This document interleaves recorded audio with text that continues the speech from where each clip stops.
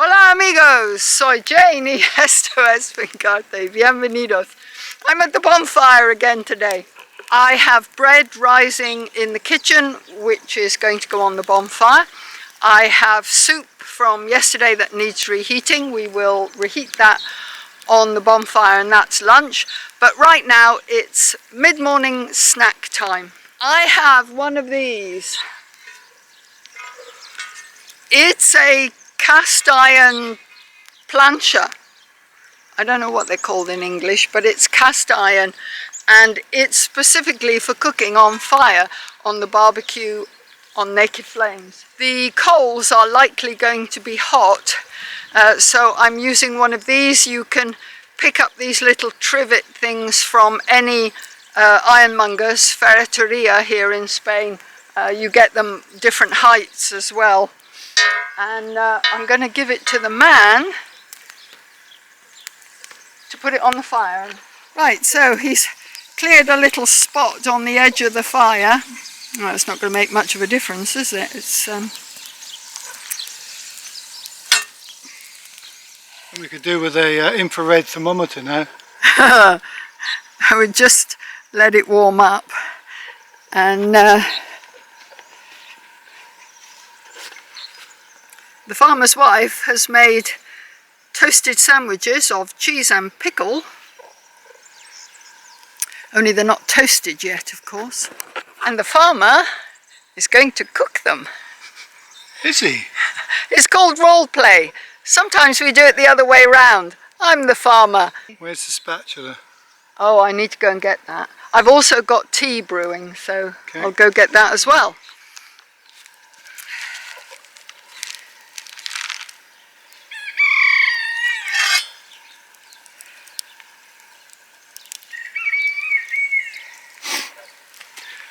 Okay, well, you could be the farmer's wife next time. Mm.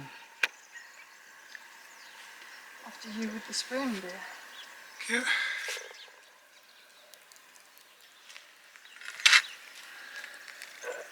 you. Yeah, that's not... Don't know why. I mean, this is hot enough here. I haven't got any oven gloves out. I forgot that. Oh, I'd have to get the fireproof ones anyway. We have these things called pie irons. It's actually a toasty maker with a big long handle, and it's cast iron, and it's for putting into bonfires. Only the shape of our bread, the only bread we have at the moment, wasn't the right shape. It needs to be more sort of a square pieces of bread. So we thought it would be better to do it on the plancha, but clearly we thought wrong. You get the electric grill out of this, right? Well, the sun is shining. We this are is making true. Electricity. Yeah, the top is slightly toasted, but like I say, we haven't melted anything in the middle yet. The plancha does not appear to be working, so I have brought out... It's very slow, they're slightly toasted, that's all. I have brought out this.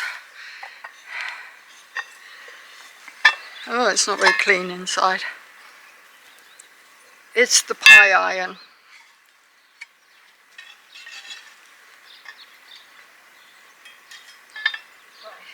9, 8, 7, 6, 5, 4, 3, 2, 1. Okay, let's see.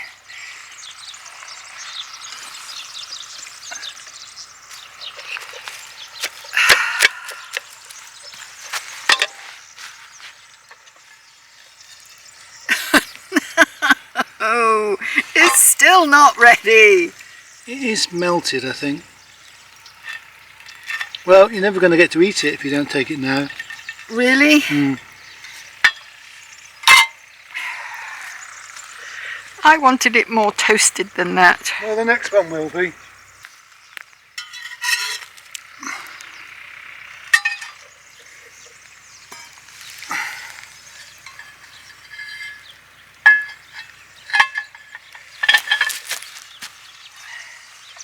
They stick it in where the flames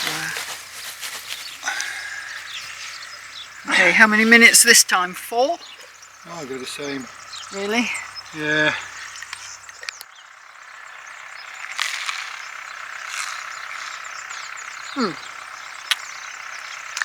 Cheese and pickle.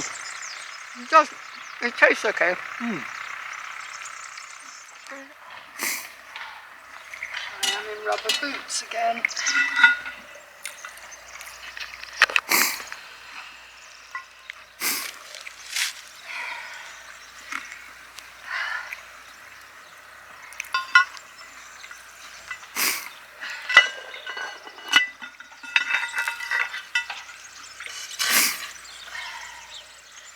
Okay, this time I'm going to give that 15, maybe 20 minutes before I check.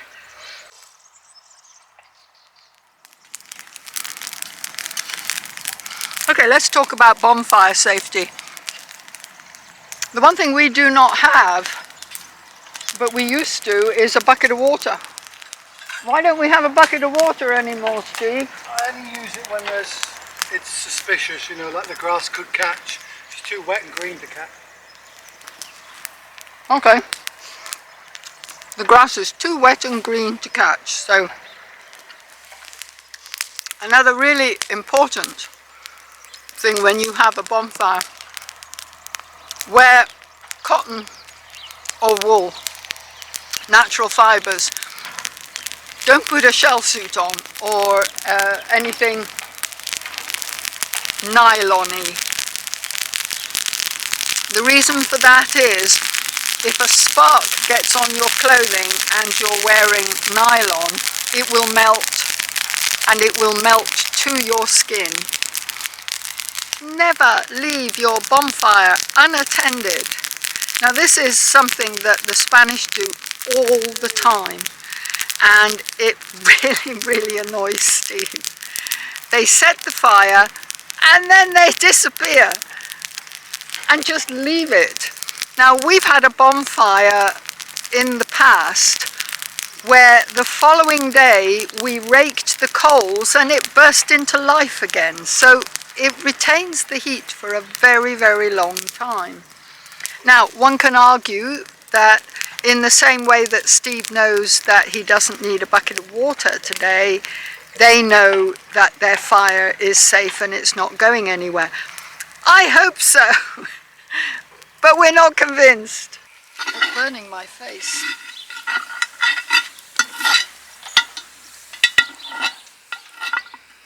No, it's too hot, I'm going to have to take it out.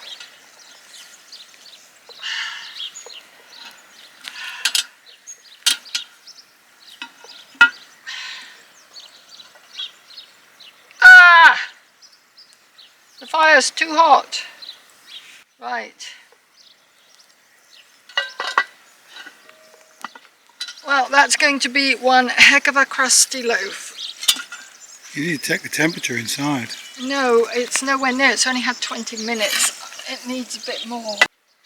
Another big no-no. You shouldn't wear rubber boots. I've been such a naughty girl. Well, you'll be spanked later.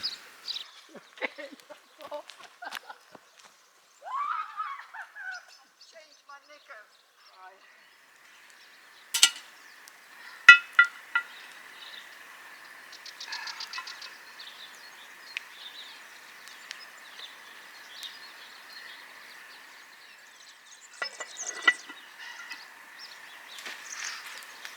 Nope, that was 87. I'm happy with anything over 92. That's centigrade. Sorry, I don't know what that is in old school Fahrenheit. So it needs a bit longer. Yay, that's ready. Probably burnt on the bottom, you know. Yeah. What's the bottom like?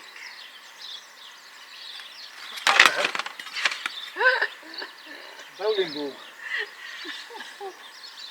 Yeah, overcooked.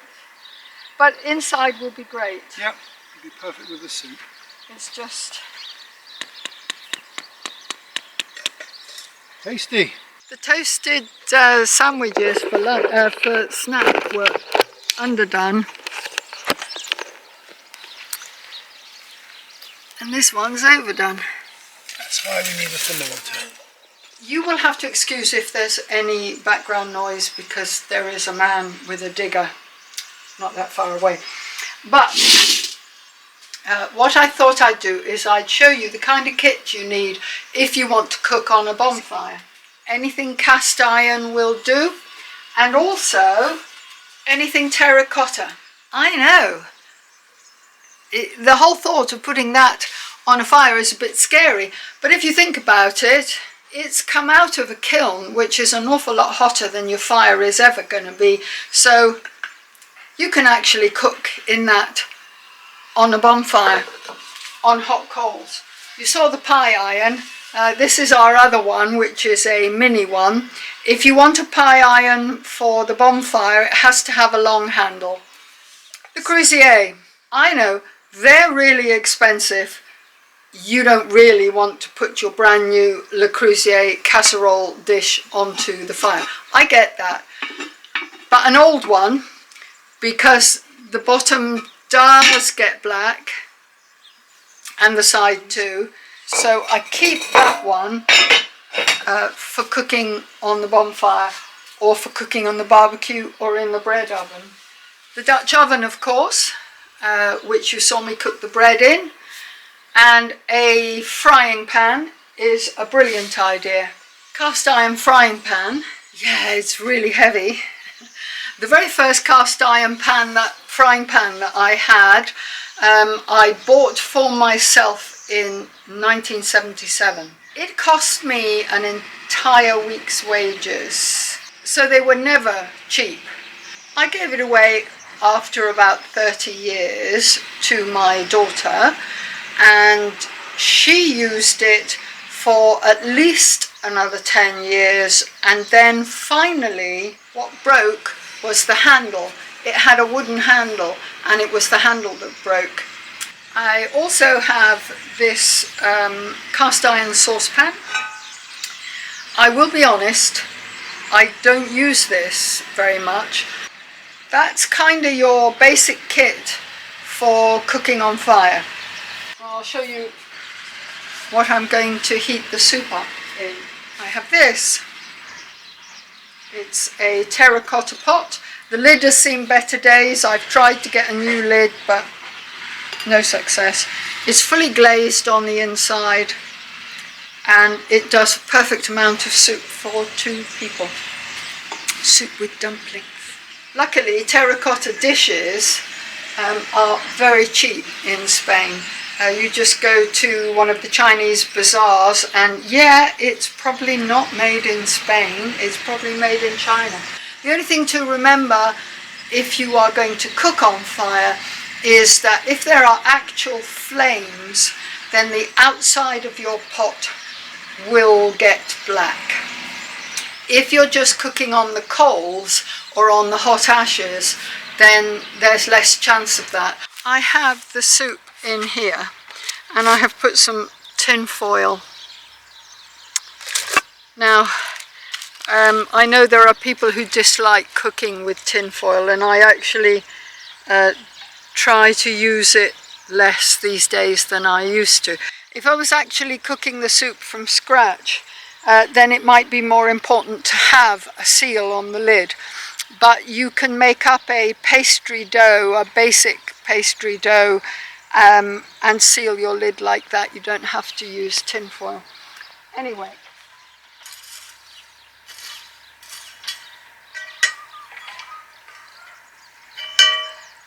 put the pot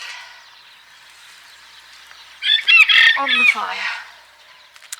Now, of course, as you saw with the bread fiasco, although it is perfectly edible, I can't tell you how hot the fire is and how long that's going to take. So after about 15 minutes I'll come out and I'll check it and see if it's warming up. The dumplings have broken up, but That doesn't matter. It's just made it thicker, that's all. Just some salad. I don't think there is. Sorry? Oh no. So Venus's belly button in there? Yeah. I don't think it tastes of anything except green. Green.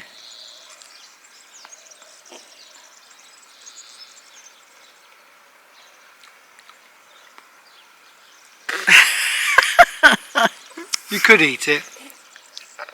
It's not great.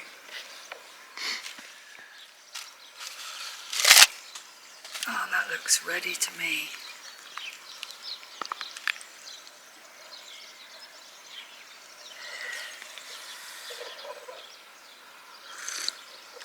That'll do. Excellent.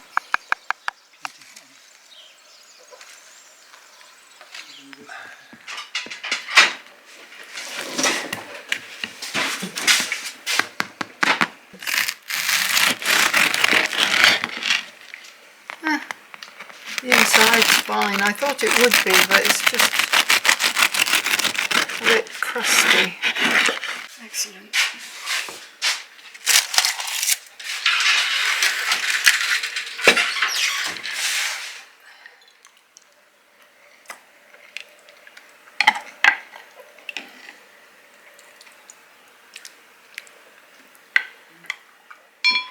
What's the crust like? Okay.